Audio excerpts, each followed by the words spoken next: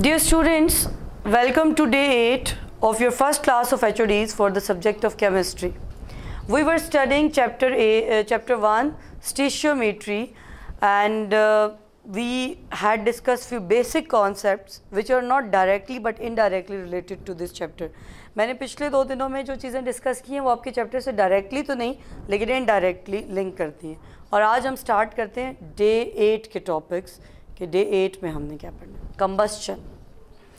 In this process, combustion के process में होती है बर्निंग. कंबस्शन को हम बर्निंग कहेंगे in the presence of oxygen. Combustion is the process of burning the combustion of organic substances with oxygen to produce flame. इस process में burning की जाती है in the presence of oxygen. क्या produce करने के लिए? Flame. When an organic compound burns in oxygen, the carbon react with oxygen to form carbon dioxide and the hydrogen forms water.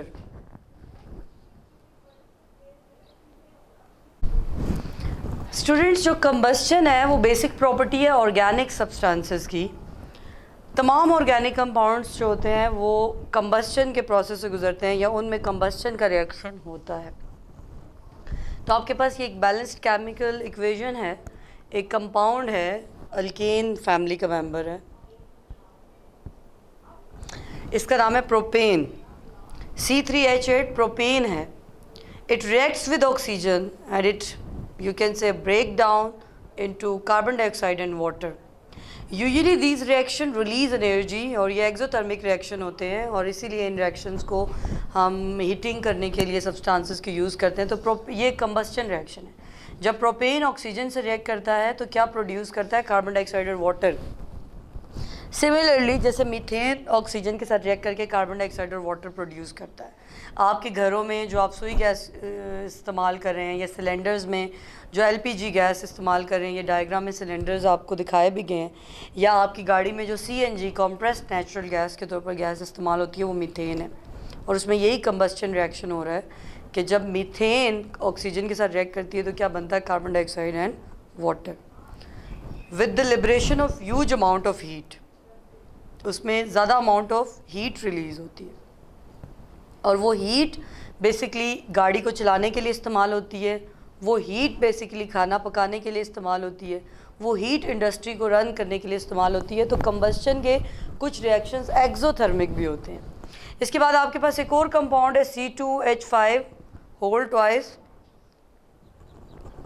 O. ये ether है, di ethyl ether. Di ethyl ether को जब oxygen के साथ react कराते हैं तो ये किस में टूटता है? कार्बन डाइऑक्साइड एंड वाटर में. तो ये कंबस्शन रिएक्शन की कुछ इक्वेशंस आपके सामने. These are new equations so you can write. ये बैलेंस्ड नहीं है अभी, इनको बैलेंस्ड आपने खुद करना है क्योंकि बैलेंसिंग मैं आपको सिखा के आई हूँ. खुद देखें, यहाँ कार्बन के 3 एटम है, यहाँ 1 है, यहाँ कार्बन के 2 2 4 एटम है और यहाँ 1 है. तो अब ये आपका टास्क है कि आप इसकी बैलेंस्ड केमिकल इक्वेशन लिखें, तो बैलेंसिंग करें इसकी. Next topic, next topic is about percentage composition. मैं आपको ऐसे ही मिसाल दूंगी जिस तरह आपके हर सब्जेक्ट के मार्क्स आप कैलकुलेट करते हैं और उसकी परसेंटेज निकालते हैं कि आपके ओवरऑल टोटल मार्क्स में आपके इस सब्जेक्ट की परसेंटेज अच्छी थी, आपके इस सब्जेक्ट की परसेंटेज कम थी. तो इसी तरह हम एक कंपाउंड के अंदर एक एलिमेंट की परसेंटेज कॉम्पोजिशन स्टडी करते हैं कि इस एलिमेंट का कितना कंट्रीब्यूशन है इसके मोलर मास में. One can find the percentage of the mass of a compound that comes from each of the element in the compound. आसान लफ्ज़ों में यही कि एक कंपाउंड के अंदर जितने भी एलिमेंट्स हैं उसके मैसेज को इंडिविजुअली हम कैलकुलेट करते हैं और सम से डिवाइड करते हैं और मल्टीप्लाई बाय 100 करते हैं. ये आपको ऐसे इतना क्लियर नहीं होगा जब तक मैं आपके सामने एक एग्जांपल सॉल्व नहीं करूँगी.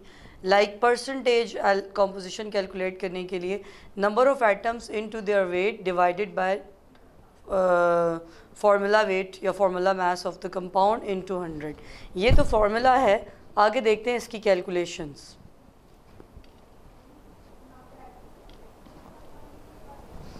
परसेंटेज कॉम्पोजिशन आप कैलकुलेट करें. C2H6 ये आपके पास इथेन है.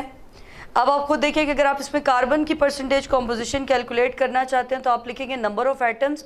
कार्बन के कितने एटम्स है? 2, और एक एटम का मोलर मास कितना होता है? 12 AMU, और इसका टोटल मास आप कैलकुलेट कर सकते हैं। आपको मोलर मास कैलकुलेट करना आता है कि आप लिखेंगे 2 + 12 × 6, 2 × 12 + 6 × 1, मतलब आप मास कैलकुलेट करेंगे कार्बन का प्लस मास कैलकुलेट करेंगे हाइड्रोजन का। मैं आपको इसको ज़ुबानी भी कैलकुलेट करके बता सकती हूँ कि एक कार्बन के आइटम का मास कितना होता है 12, यहाँ पे कितने आइटम है 2, 12 2s are 24।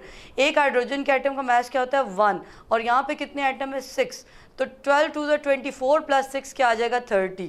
तो इसका टोटल जो मास है वो आप यहाँ पे डिवाइड करोगे, इधर कितने आइटम्स है कार्बन के 2 और इसका मास कितना है 12, multiply this divided by total mass into 100, तो ये इसकी परसेंटेज आ जाएगी। और ये परसेंटेज कितनी है 79.89। अगर आपको हाइड्रोजन की कैलकुलेट करनी है तो आप क्या कहेंगे 6 डिवाइडेड बाय 30 × 100, तो आपके पास परसेंटेज कॉम्पोजिशन आ जाएगी। इस तरह आप और बहुत से कंपाउंड्स की परसेंटेज कॉम्पोजिशन कैलकुलेट कर सकते हैं। लाइक ग्लूकोज की कैलकुलेट करें C6H12O6, और अपने पास से कुछ 3-4 फार्मूलाज और लिख के आप इसकी प्रैक्टिस कर सकते हैं। आपके पास ओवरऑल आंसर जो है वो क्या आना चाहिए 100 आना चाहिए। Another very important concept in chemistry is the mole. 1 mole is the amount of substance that contain many entities as a number of atoms, exactly 12 gram of carbon isotopes। और इसके 1 मोल, अब देखो कोई भी एटम है, कोई भी एलिमेंट है, कोई भी आयनिक कंपाउंड है या कोवलेंट कंपाउंड है। एलिमेंट किस फॉर्म में एग्जिस्ट करता है एटम्स की फॉर्म में। आयनिक कंपाउंड किस फॉर्म में एग्जिस्ट करता है मॉलिक्यूल्स की फॉर्म, फार्मूला यूनिट्स की फॉर्म में। और कोवलेंट कंपाउंड किस फॉर्म में एग्जिस्ट करता है मॉलिक्यूल्स की फॉर्म में। लेकिन जब मैं बात करती हूँ 1 मोल, तो 1 mole of element, 1 mole of ionic compound और 1 मोल ऑफ कोवलेंट कंपाउंड के अंदर नंबर ऑफ पार्टिकल्स कितने होंगे 6.022 × 10⁻23। और ये एंटिटी क्या कहलाएगी हमारे पास एवोगेड्रोज नंबर। तो ये किसके इक्वल होंगे एवोगेड्रोज नंबर के। Avogadro's number is an experimentally determined number of the atoms in 12 gram of isotropically pure carbon 12। 1 mole of the anything contains 6.022 × 10⁻23 entities। 1 mole of hydrogen के अंदर कितने एटम्स होते हैं 6.022 × 10⁻23 एटम्स। देखो ये 1 मोल है, पार्टिकल्स उतने हैं लेकिन वो किस फॉर्म में होंगे एटम्स की फॉर्म में। लेकिन 1 मोल ऑफ हाइड्रोजन मॉलिक्यूल में पार्टिकल उतने ही होंगे लेकिन वो किस फॉर्म में एग्जिस्ट करते होंगे मॉलिक्यूल्स की फॉर्म में। 1 मोल ऑफ मीथेन में पार्टिकल्स उतने ही हैं लेकिन वो किस फॉर्म में एग्जिस्ट करते होंगे मॉलिक्यूल्स की फॉर्म में। और कैल्शियम क्लोराइड क्योंकि आयनिक कंपाउंड है तो उसके 1 मोल में पार्टिकल्स तो वही होंगे लेकिन उसको क्या कहेंगे फार्मूला यूनिट। तो अगर कोई एलिमेंट की फॉर्म में है तो उसमें एटम्स हैं, अगर कोई मॉलिक्यूल्स की फॉर्म में है कोवलेंट कंपाउंड है तो उसमें मॉलिक्यूल्स हैं, अगर कोई आयनिक कंपाउंड है तो उसमें फार्मूला यूनिट्स हैं। लेकिन when we say 1 mole the quantity is equal to Avogadro's number which is equal to 6.022 × 10⁻23। So ये डेफिनेशन भी याद रखनी है और ये इन्फॉर्मेशन भी अपने पास नोट करें। अब ये एक और टेबल है जो आपको रिलेशनशिप शो कर रहा है मोल का। इसी तरह देखो अगर हम एटॉमिक नाइट्रोजन की बात करें, जब वो एटॉमिक फॉर्म में एग्जिस्ट करती है तो इसका मास 14 AMU, या इसका मोलर मास जब मैं इसे कहूँगी तो ये ग्राम पर मोल होगा। मोलर मास जब मैं लिखूंगी तो इसका यूनिट ग्राम पर मोल होगा, और जब मैं इसको एटॉमिक मास कहूँगी तो इसका यूनिट 14 होगा लेकिन AMU हो जाएगा। लेकिन इसके अंदर नंबर ऑफ एटम्स होंगे और उसकी क्वांटिटी किसके इक्वल होगी एवोगेड्रोस नंबर की। लेकिन यही नाइट्रोजन जब मॉलिक्यूलर फॉर्म में एग्जिस्ट करेगी तो इसका मॉलिक्यूलर मास जो है वो क्या हो जाएगा 28 AMU, मोलर मास क्या हो जाएगा 28 ग्राम पर मोल, और नंबर ऑफ पार्टिकल्स जो है वो इसमें एवोगेड्रोस नंबर के इक्वल होंगे। लेकिन नंबर ऑफ एटम्स के केस में हम इसको किससे मल्टीप्लाई करेंगे 2 से, क्योंकि एक नाइट्रोजन के मॉलिक्यूल के अंदर कितने एटम्स है 2। जब मैं सिल्वर की बात करूंगी और ये एटॉमिक फॉर्म में है तो इसका मॉलिक्यूलर मास 107.9 है और इसका मोलर मास भी 107.9 है, लेकिन इसके यूनिट्स डिफरेंट हो जाएंगे और नंबर ऑफ एटम्स ही इसमें होंगे क्योंकि एटॉमिक फॉर्म में एग्जिस्ट करता है। So number of atom 6.022 × 10⁻23। लेकिन यही सिल्वर जब आयनिक फॉर्म में एग्जिस्ट करेगा तो अब इसके पार्टिकल्स को हम फार्मूला यूनिट्स कहेंगे, तो इसके अंदर फार्मूला यूनिट्स इतने एग्जिस्ट करते हैं। बेरियम क्लोराइड की बात करूं तो इसका जो मास है वो 208 है, जो इसका मोलर मास है वो भी 208 है, लेकिन यूनिट डिफरेंट है। इसके अंदर number of formula unit 6.022 into 10⁻23 है। इसके बाद नंबर ऑफ आयंस, बेरियम के आयंस, क्योंकि जब ये टूटता है तो Ba+ और Cl2- में टूटता है, और क्लोराइड के 2 आयंस बनते हैं और बेरियम का 1 आयन बनता है। तो इसके 1 मोल के अंदर 1 बेरियम का आयन होगा, लेकिन क्लोराइड के कितने आयंस होंगे? 2। सो इसको हम मल्टीप्लाई करेंगे 2 से 6.088 इंटू 10⁻23। तो ये आपको डिटेल में कॉन्सेप्ट बता दिया गया है और उसके डीपली स्ट्रक्चर्स में जाके बताया गया है, और आपकी बुक में भी ये रिलेशनशिप इतनी डिटेल में नहीं बताया गया जितनी डिटेल में मैंने यहाँ पे आपके साथ डिस्कस किया है। तो आपको चाहिए कि ये इन्फॉर्मेशन आप अपने साथ नोट करें, क्योंकि फिर अक्सर जो है वो इस चैप्टर से रिलेटेड कैलकुलेशंस आती हैं या MCQs आते हैं तो वो स्टूडेंट सॉल्व नहीं कर सकते, क्योंकि उनकी यहाँ पे ये कन्फ्यूजन्स क्लियर नहीं होती। Next topic, molar mass. किसी भी मॉलिक्यूल के 1 मोल का मास जो है वो हमारे पास मोलर मास है। लाइक अगर मैं आर्गोन की बात करूं तो ये मोनोटॉमिक फॉर्म में एग्जिस्ट करती है, ये मोनोटॉमिक मॉलिक्यूल है, तो इसका मास जो है वो 39.95 ग्राम पर मोल है। और इसका अगर मैं कैलकुलेट करूं C2H6, जिसको हम कहते हैं इथेन, ये एल्केन फैमिली का मेंबर है, उसके 2 कार्बन एटम्स हैं। अब इसको देखो, इसमें 2 कार्बन के एटम हैं, तो एक कार्बन का मास 12 है, 12 2 = 24 प्लस 6 हाइड्रोजन का हम इसके अंदर ऐड करेंगे तो ये 30 ग्राम पर मोल आ जाएगा। NaF एक आयनिक कंपाउंड है, इसके लिए इसके फार्मूला मास कहेंगे। अब यहाँ पे एक और बात याद रखें कि अगर हमारे पास कोई एटॉमिक फॉर्म में होगा तो उसका मास क्या कहलाएगा? Atomic mass. अगर कोई मॉलिक्यूलर फॉर्म में होगा तो उसका मास क्या कहलाएगा? Molecular mass. और अगर कोई आयनिक कंपाउंड है, मतलब कोवेलेंट कंपाउंड का मास क्या कहलाता है? Molecular mass. और आयनिक कंपाउंड का मास क्या कहलाता है? Formula mass. सो आपको उसकी नेचर पता होगी तो आप टर्म्स ऐड करेंगे। तो आयनिक कंपाउंड NaF का फार्मूला मास कैलकुलेट करने का मेथड सेम है। सोडियम का मास 23 होता है और क्लोरीन का मास जो है वो 19 होता है, और उसको हम ऐड करेंगे तो ये हमारे पास 41.99 ग्राम पर मोल मोलर मास आ जाएगा। अब हम कैलकुलेशन की पोर्शन की तरफ जाएंगे, लेकिन कैलकुलेशन के पोर्शन की तरफ जाने से पहले ये चीज़ें आपने बार बार सुननी है ताकि ये समझ आए, और उसके बाद हम कैलकुलेशन स्टार्ट करते हैं। अस्सलाम वालेकुम स्टूडेंट्स, आज आपकी HOD क्लास का कंप्यूटर साइंस का जो आपका डे है वो 3rd डे है, तीसरा दिन है आपका पहली HOD क्लास का। तो स्टूडेंट्स आए हम शुरू करते हैं आज के डे की स्टडीज़ को। जी स्टूडेंट्स, आज हम स्टार्ट करेंगे modern use of computers in today's life. आज हम कंप्यूटर्स के कुछ मॉडर्न यूजेस को डिस्कस करेंगे। आज की ज़िंदगी में कंप्यूटर्स का कहाँ क्या क्या इस्तेमाल है, जिसमें सबसे पहले है मोबाइल कंप्यूटिंग। मोबाइल का वर्ड असल में आपका जो है ये मूवमेंट से रेलिवेंट है कि हम कहीं पर भी मूव करते हुए भी इसको यूज़ कर सकते हैं। It refers to a variety of small portable devices such as shown in figure. यहाँ पे आपको फिगर में दिखाई दे रहा है जैसे कि टैबलेट है आपके पास या आपके पास सेल फोन है। It refers to a variety of small portable devices. यहाँ पे हमें मोबाइल कंप्यूटिंग से ये मुराद है कि ये पोर्टेबल डिवाइसेस को रेफ़र कर रहा है, जैसा कि फिगर में दिखाई दे रही हैं। That allow people to access data and information from anywhere in a wireless network, जिसमें लोग अब डाटा को एक्सेस कर सकते हैं या इन्फॉर्मेशन को एक्सेस कर सकते हैं कहीं पर भी मौजूद हो, अगर वो in a wireless network system में।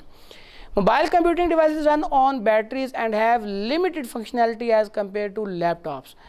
मोबाइल कंप्यूटिंग डिवाइसेस जो हैं बैटरीज के ऊपर बेस कर रही होती हैं, बैटरीज पे वो परफॉर्म कर रही होती हैं और उनकी जो फंक्शनैलिटी है वो लिमिटेड होती है, जैसा कि लैपटॉप है as compare to laptops. Popular mobile computing devices are tablet PCs. Popular जो मोबाइल कंप्यूटिंग डिवाइसेस हैं उसमें टैबलेट पीसी शामिल हैं, PDAs personal digital assistants and smartphone शामिल हैं। नेक्स्ट जो हमारे पास मॉडर्न यूज़ है कंप्यूटर का उसमें है internet of things, IoT। Internet of Things is the interconnection between computer network and physical devices to collect and exchange data. Basically, Internet of Things interconnection है कंप्यूटर नेटवर्क का और physical devices का, जिसकी मदद से to collect and exchange data, जिसमें हम data को कलेक्ट कर सकते हैं या एक्सचेंज कर सकते हैं, एक जगह से दूसरी जगह ट्रांसफ़र कर सकते हैं। Devices use in daily life can be equipped with wireless connectivity. जो डिवाइस हम डेली लाइफ में यूज़ करते हैं और वायरलेस कनेक्टिविटी के ज़रिए एंड एम्बेडेड विद सॉफ्टवेयर, और उनके अंदर सॉफ्टवेयर जैसा कि हम एम्बेड कर सकते हैं, sensors, actuators, cameras, microphones and other instruments that enable them to collect and share data, जो उनको इस काबिल बनाती हैं कि वो डाटा को कलेक्ट कर सके और शेयर कर सके।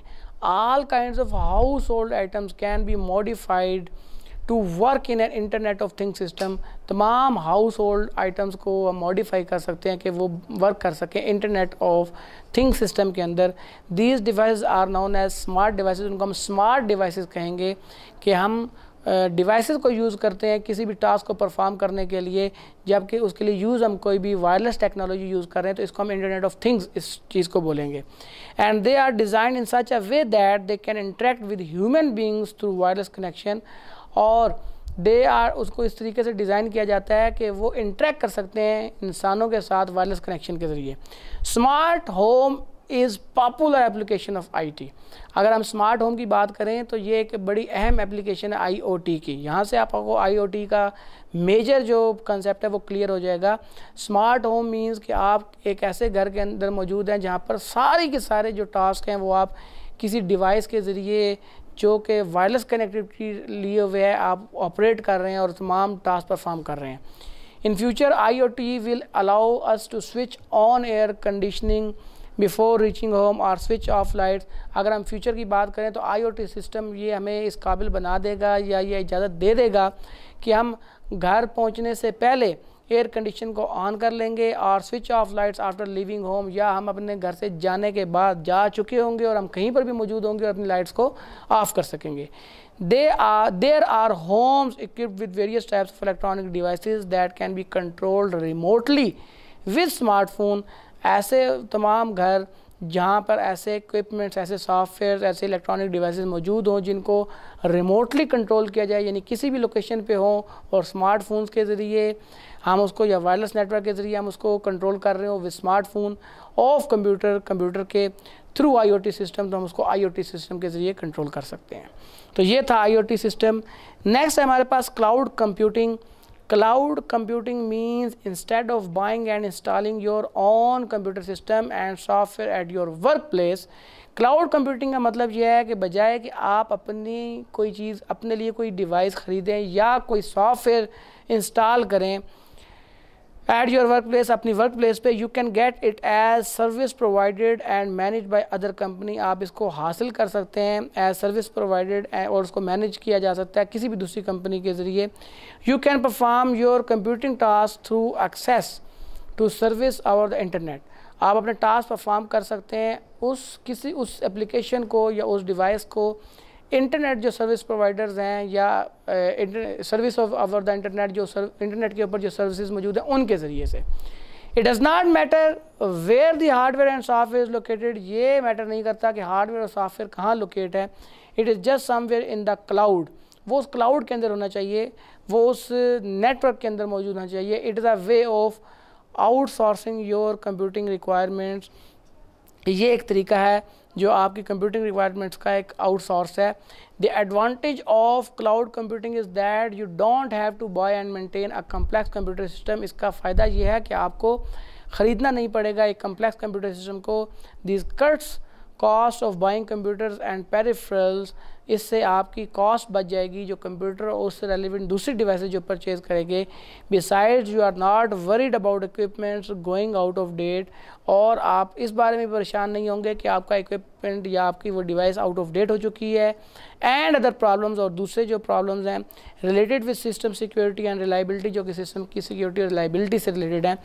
The disadvantage of cloud computing is that it requires a reliable high speed broadband connection. इसका जो डिसएडवांटेज है वो ये है कि क्लाउड कंप्यूटिंग को एक बड़ा reliable high speed broadband connection required है functioning the whole time you are working. और जितना टाइम आप काम कर रहे हैं उसको फंक्शनिंग होना चाहिए। And other disadvantage of cloud computing is the privacy and security risk.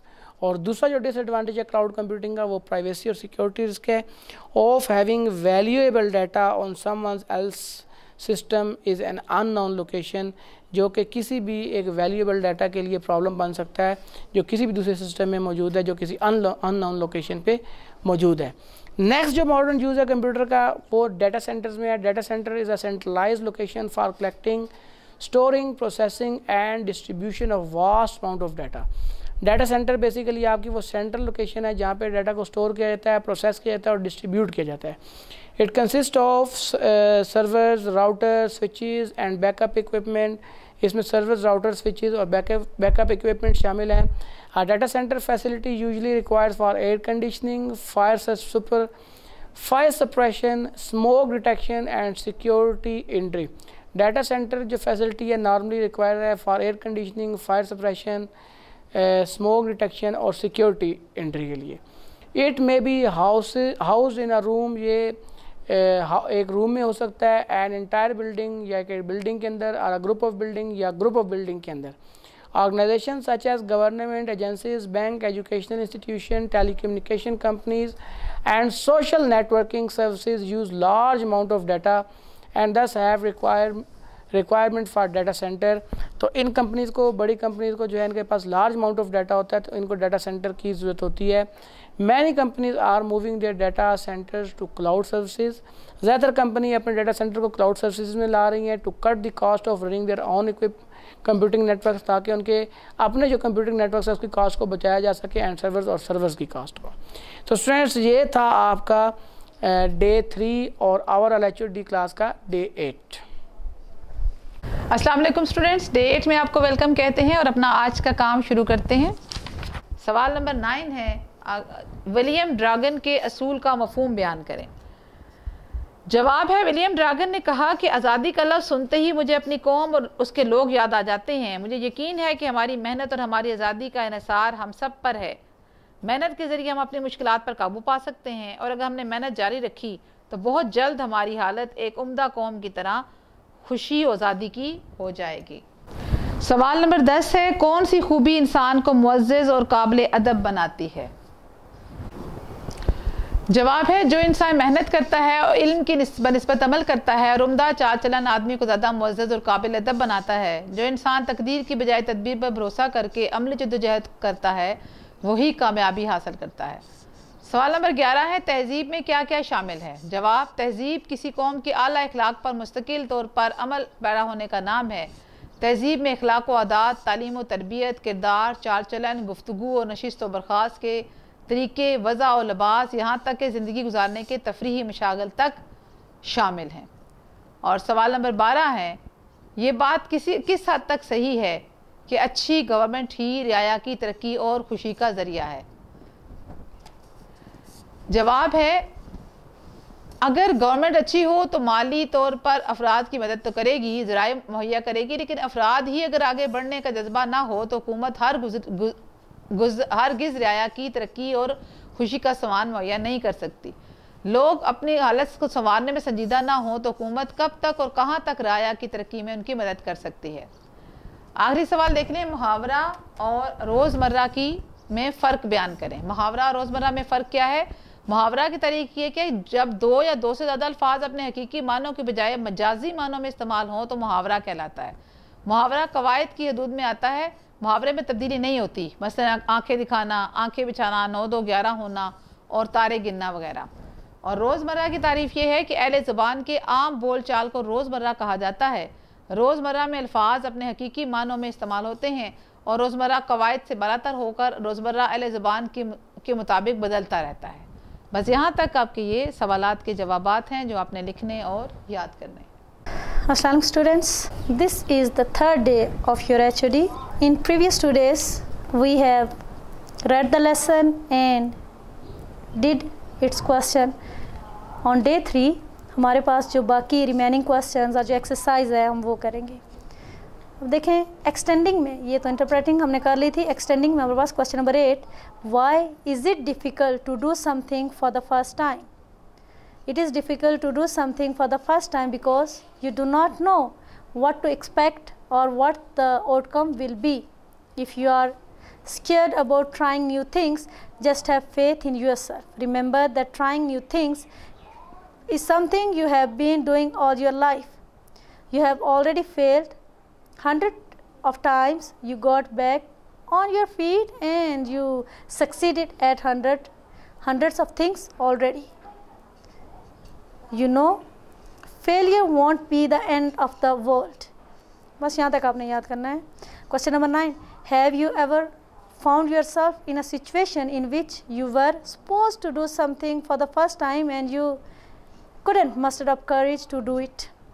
अब ये आपने अपने एक्सपीरियंस बयान करना है. No, I have never found myself. Sorry, yourself है तो यहाँ पर I have never found myself in a situation in which I was supposed to do something for the first time and I couldn't muster up courage to do it.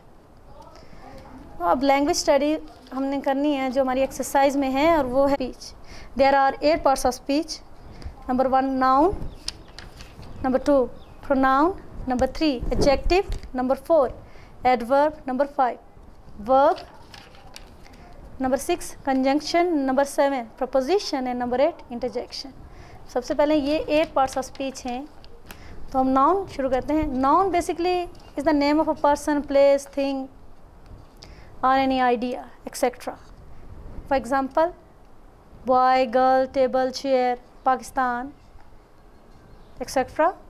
Pronoun is a word which we use in place of a noun.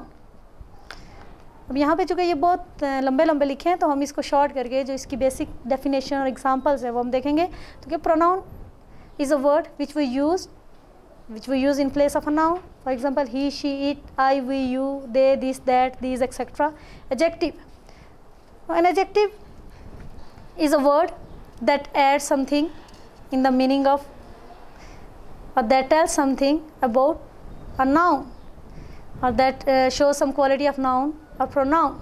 An adjective is a word that shows some quality of noun or pronoun, like tall, short, smart, pretty, ugly, etc. Adverb is a word that adds something in the meaning of verb, adjective or another adverb. For example, quickly, slowly, very, fast, sincerely, etc. A verb is an action word. Verb क्या? काम को कहते हैं verb. Verb is an action word. It shows some action in a sentence like read, write, come, go, etc. Conjunction. Conjunctions are joining words. Conjunction कहते हैं joining words होते हैं जोड़ दो phrases को. It joins phrases, clauses, sentences, etc. like but, and, yet, because, for, so, etc. Preposition. The preposition is a word which shows position of noun or pronoun in time and space, like in, on, at, of, to, because of, etc. Interjection. Interjection is a word which shows some sudden reactions and strong feelings, like hurrah, alas, ouch, etc. ये हमने parts of speech किए. Now, page number 22. Here is an exercise. Fill in the blanks with the following passage with appropriate part of speech from the list given below it. Note that they are synonym of the original words. अब हमने यहाँ पे लिखना है तो देखें number 1 में गा गा गा he cried asking her to bring him.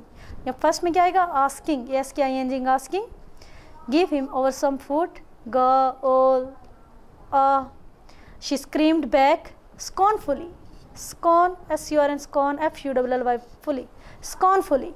Second में क्या गया scornfully, but he kept calling mournfully, M-O-U-R-N mourn F-U-L-L-Y fully. अब हमने रिप्लेस करना है, ये वर्ड्स हैं जो हमने ओरिजिनल जो वर्ड्स थे उनसे रिप्लेस करके ये उसके सिनोनिम जो हमने यहाँ पे लिखने हैं. क्या होगा mournfully, M-O-U-R-N mourn F-U-L-L-Y fully. And after a minute or so, he uttered a happy scream, happy scream. His mother had picked up a piece of the fish and was flying across to him with it. He leaned out, L-E-A-N-E-D, leaned out anxiously, N-X-I-U-S-L-Y, anxiously, tapping the rock with his feet, trying to get nearer to her as she flew across. But when she was just opposite to him,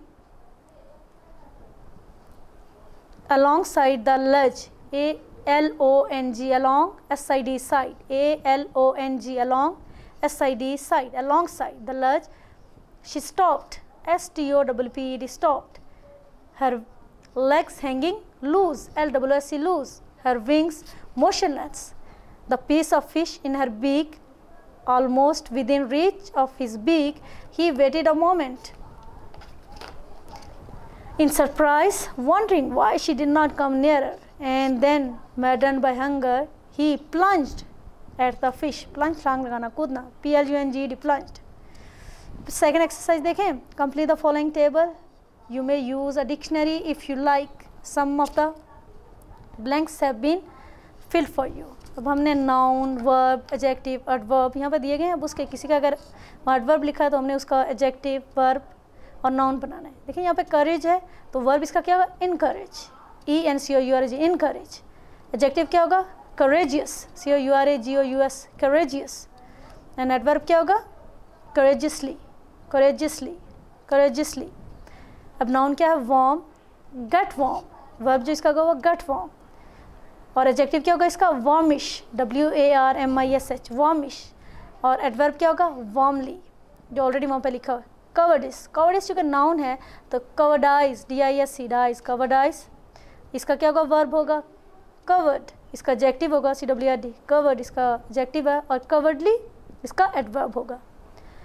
derisiveness, अब यहाँ पे क्या होगा? derisively, derisively है तो हमने इसका पहले adjective लिखा है derisive, फिर हमने derive इसका verb और derisiveness इसका noun है derisiveness. अब second पास हमारे से adjective है desperate, तो इसका हमने adverb desperately,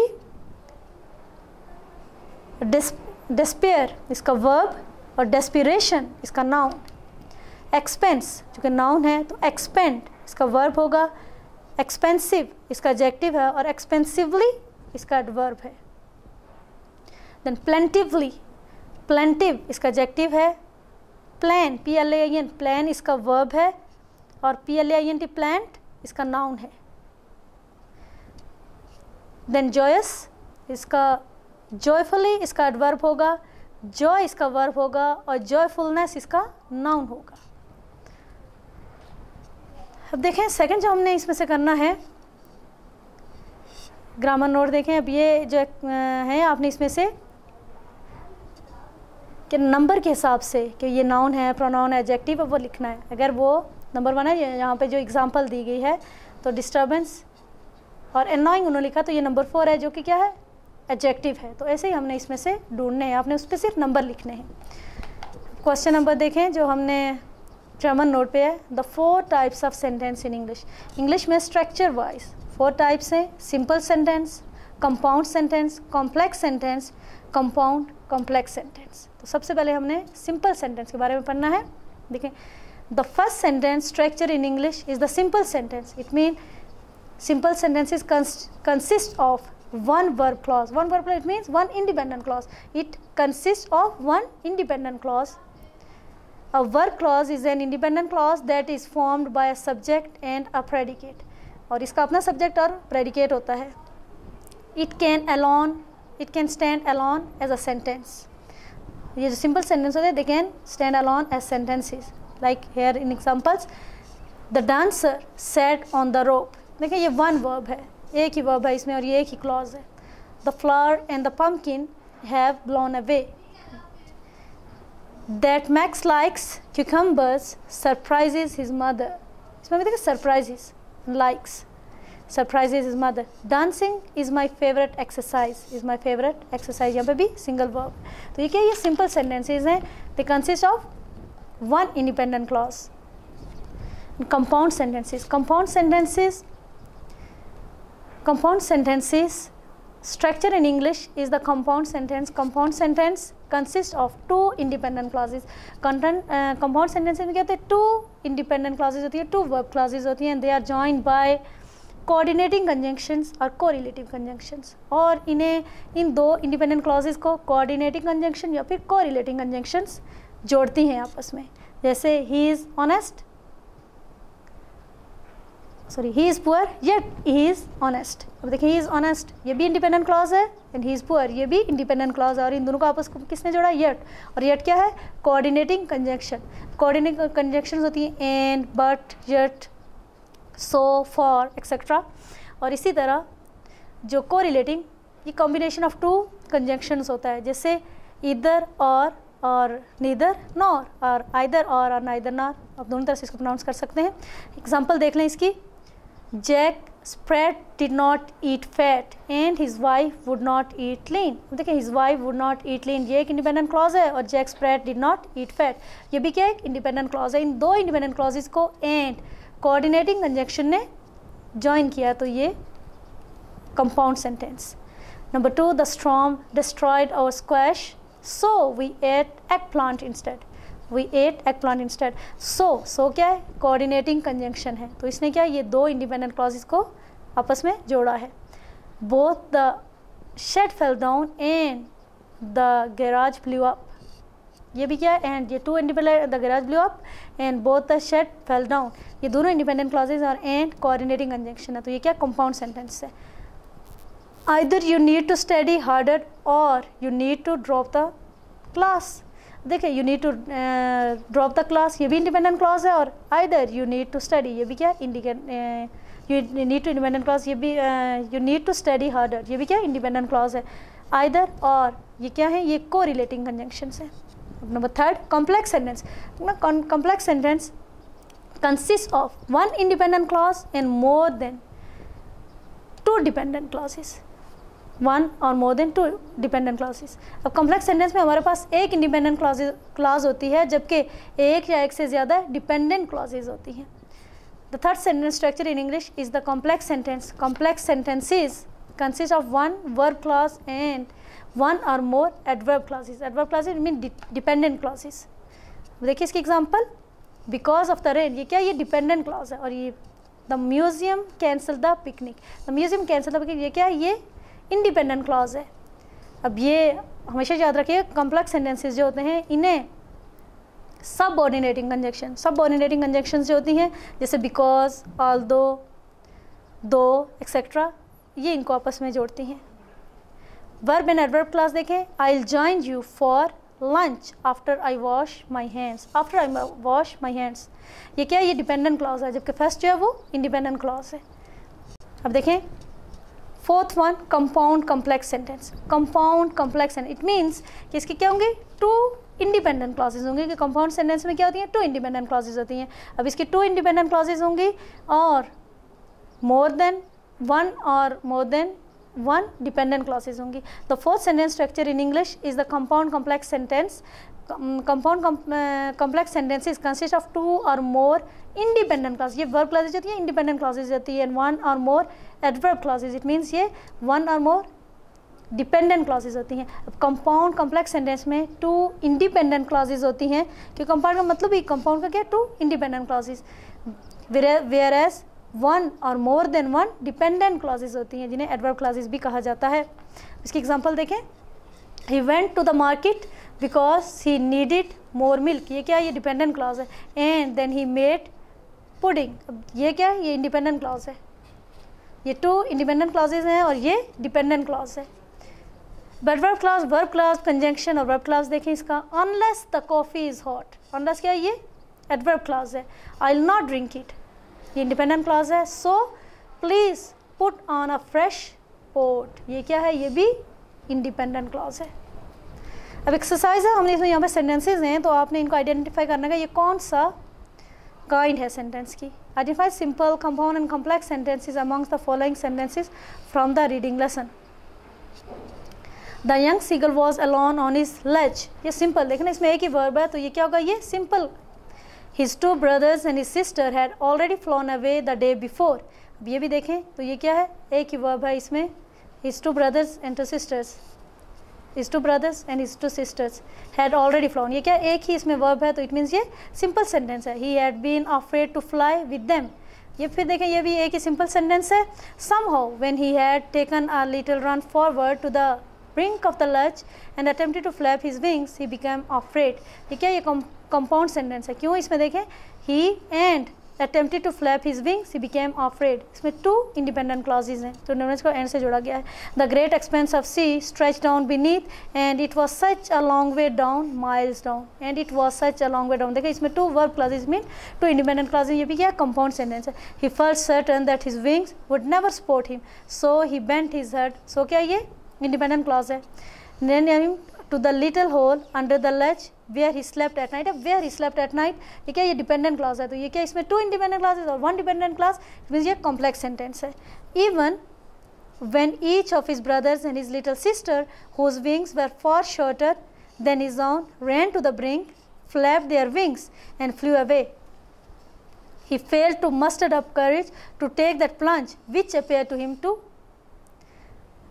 desperate. अब देखें तो इसमें क्या है, more than 2 independent clauses are 2 dependent clauses है, तो ये क्या compound complex sentence है. His father and mother had come around calling to him shrilly, upbraiding him, threatening to let him starve on his ledge unless he flew away. His father and mother had come around calling to him shrilly, ये 1 independent clause, upbraiding him, threatening to let him starve on his ledge on, ये simple देखें तो इसमें ये क्या, ये complex sentence है. इसमें 2 इंडिपेंडेंट और 1 डिपेंडेंट क्लॉज है. But for the life of him he could not move, ठीक है, ये 1 एक ही क्लॉज है, but for the life him he could not move, ये क्या, ये सिंपल सेंटेंस है.